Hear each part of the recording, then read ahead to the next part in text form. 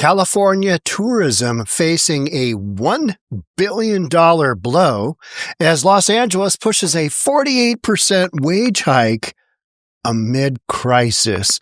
Now, we've seen what happened when Los Angeles raised the minimum wage on fast food. Yep, cut a whole bunch of workers. But let's go ahead to the tourism industry, basically hotels. And let's just see what happens if you jack their wages up by 48%. What could possibly go wrong? Let's get into it. Here we go. Got the Olympics coming. I mean, the Olympics are coming to Los Angeles. A lot of people are like, really? What are they going to do with all the homeless? They always seem to get it worked out last minute. Don't they? Look, the streets are all clean. Everything's great. No crime. All right. Let's go have an Olympics. With the 2028 Olympic and Paralympic Games on the horizon, Los Angeles City Council is pushing forward with a sweeping wage increase for tourism workers.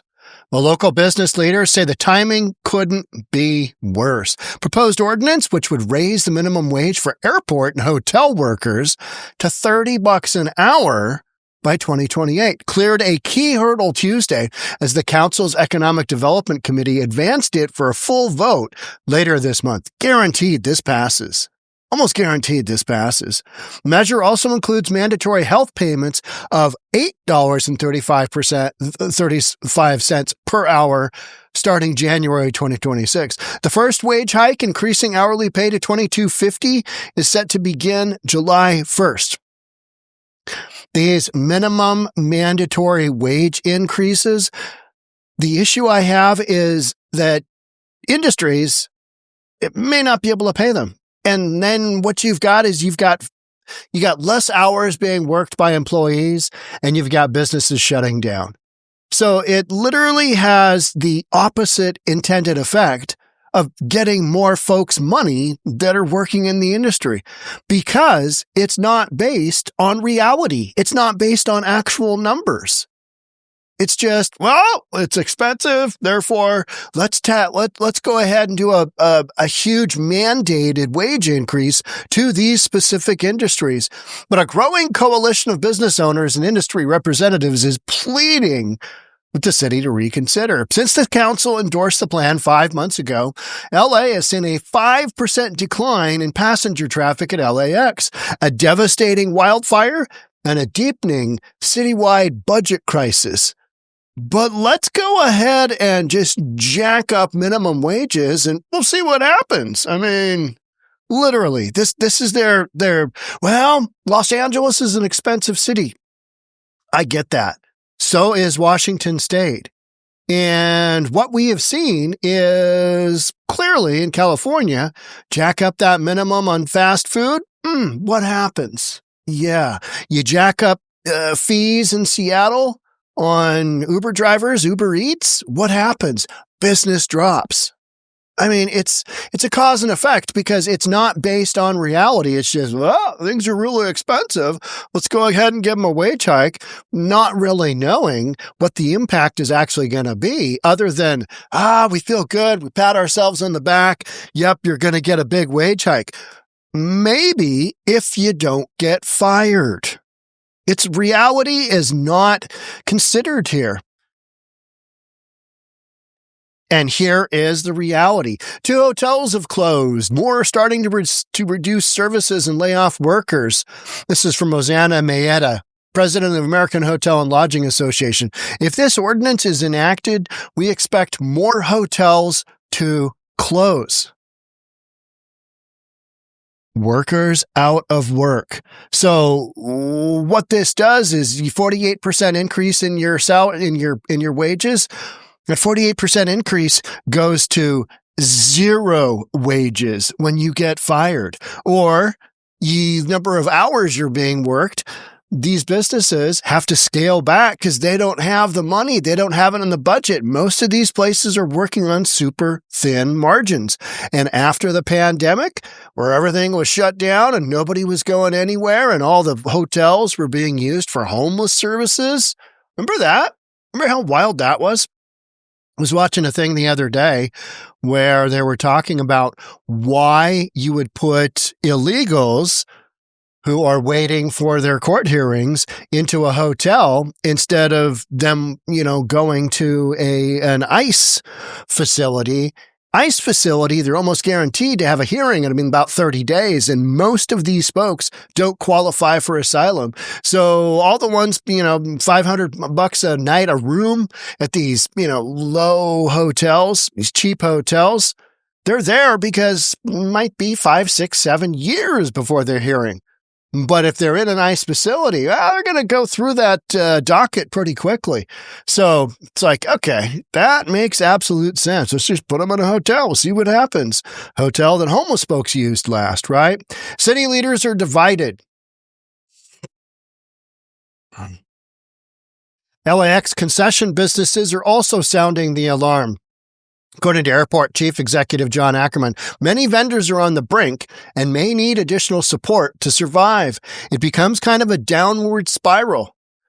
You got less folks able to work. You got less folks able to make it go because they're already hanging on, and now they got to pay their employees more. All right, where does that money come from? Where does that percentage of profits come from?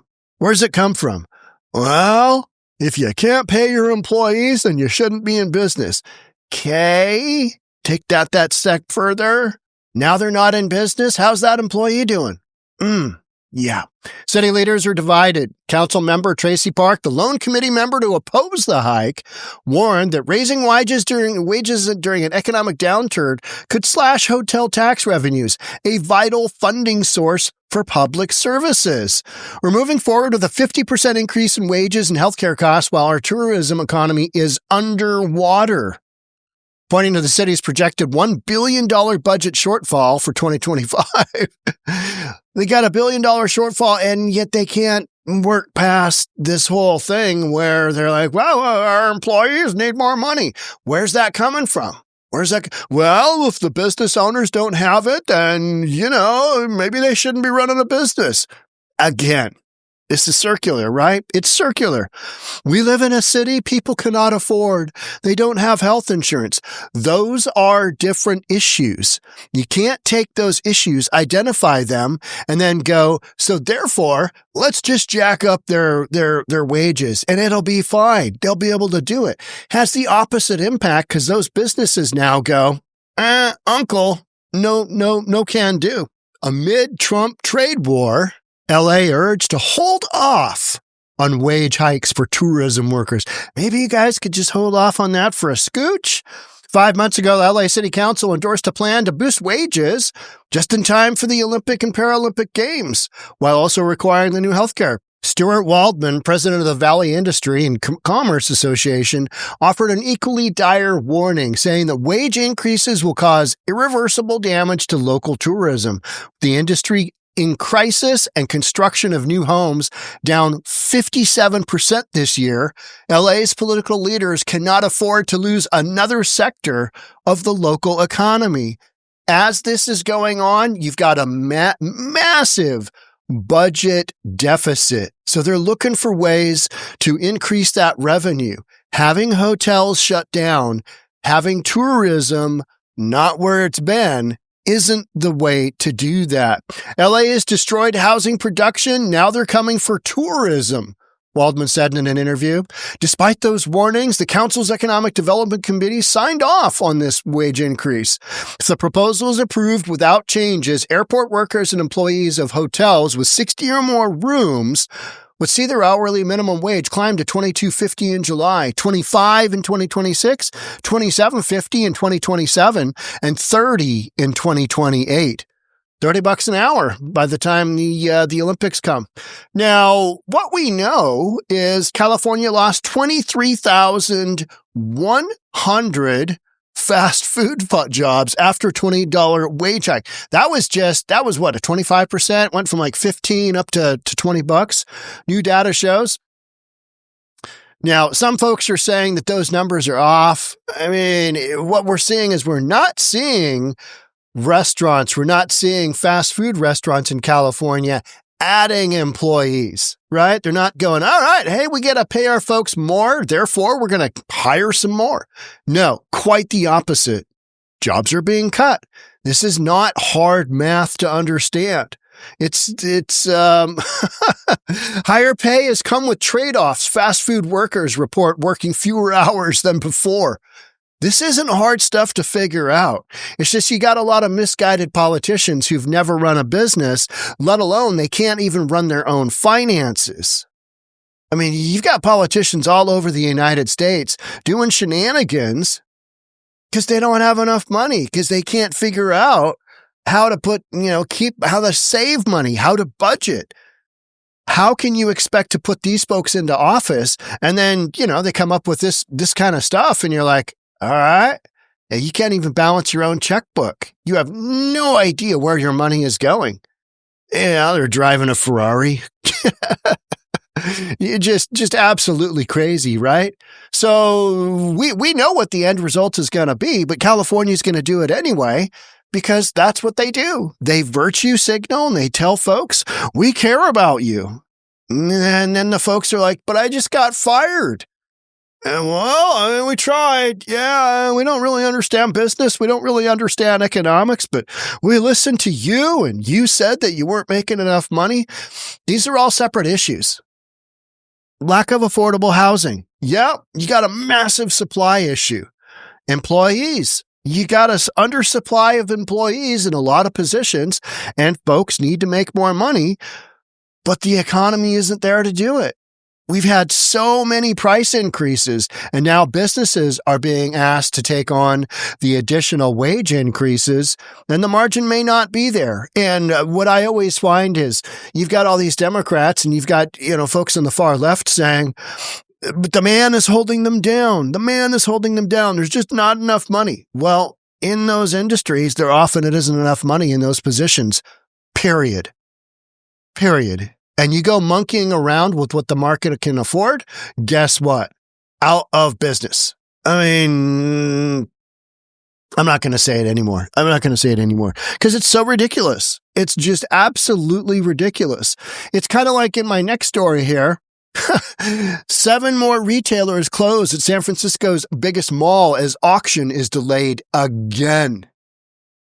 When you don't have street conditions, when politicians can't work out that the homeless individual who's not wearing a shirt, tattered jeans, no pants, has a sword and is going into the mall, swinging the sword around, can't work out why people don't want to shop at the mall. You have that happen repeatedly. And then all of a sudden, all of your tenants at the malls leave. And the politicians are going, I don't understand. It's a great mall. It's been San Francisco's biggest mall, is losing tenants like there is no tomorrow because leadership has done such a poor job keeping the street conditions. There's no incentive for customers to go to these stores. And now this mall particular has its own kind of vortex happening where tenants are pulling out and they're going just basically next door to Union Square. So this mall in particular has just had the lifeblood sucked out of it. Started during the pandemic, everything was closed down. And now, because things have just gotten so bad, the mall is so bad, it's gone into receivership. But these are conditions that happen when you've got politicians who don't basically understand reality, which is people won't go to a mall where they don't feel safe. And when there's so few stores in there, they don't want to shop at what is a ghost shopping center. They just don't want to do that. They're afraid for their life. You got whacked out people running around, and city officials, have these big budget deficits, and yet they're putting up a 45-foot tall statue in front of the ferry building of a nude woman. Yeah. That's what they're doing in San Francisco. So LA, is this shocking? Is this surprising? Absolutely not. Absolutely not. I'm sure it'll go back. I'm sure this bill will get passed. And then, a year later, I'll be doing a story just like I've done this story, which is, hey guys, no, actually this one right here. California lost 23 fast food jobs. I'll be doing that story for the tourism industry. It's just like, what do you say? What do you say? There's nothing you can say. These people are idiots and they don't understand business. They don't understand economics. So we'll let them roll the dice. And unfortunately, folks will lose their jobs. Businesses will close down. We'll say, I told you so. And then we all keep moving along. And then we keep referencing that, but they still keep doing the same thing, which is monkeying around with economics that may or may not be there to justify these wage hikes. And just because it's expensive in a city to live doesn't mean that employees have that ability to incur additional costs. They don't. But people don't care. They're doing this. I think they're doing this on purpose. Let's just see how many businesses we can squeeze out. Let's find, F around and find out. Well, that's what's going on. You've got literally the poster child of what not to do with mandated wage hikes.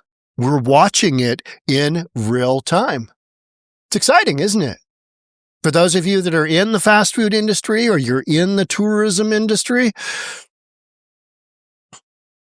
there's going to have to be cutbacks because just because, you've got to have that wage increase doesn't mean that the business is going to be able to make sense of that.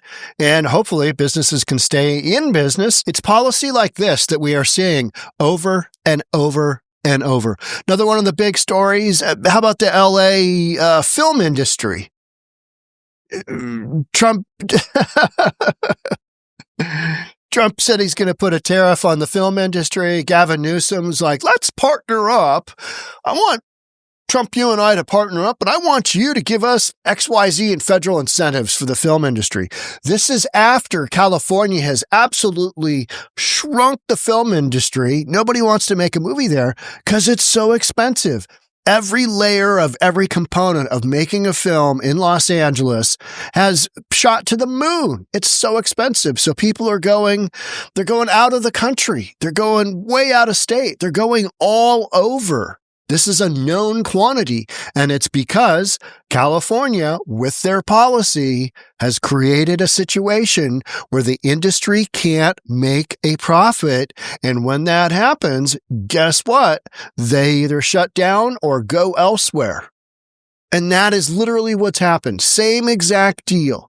It's just, you look at these ridiculous policies time and time and time again. Same end result. They don't work out, but the virtue signaling, oh yeah, the virtue signaling is just never ending. We're trying to help you out. We have the backs of our workers. Well, how'd that work out? I said I wasn't going to do it again, but I am just one more time. How'd that work out after you lost your job? Yeah. Anywho, on to the next. All right. Thanks so much for being here. Love to have you subscribe, hit that notification bell, hit the like button, and I'll see you in the next episode. Bye for now.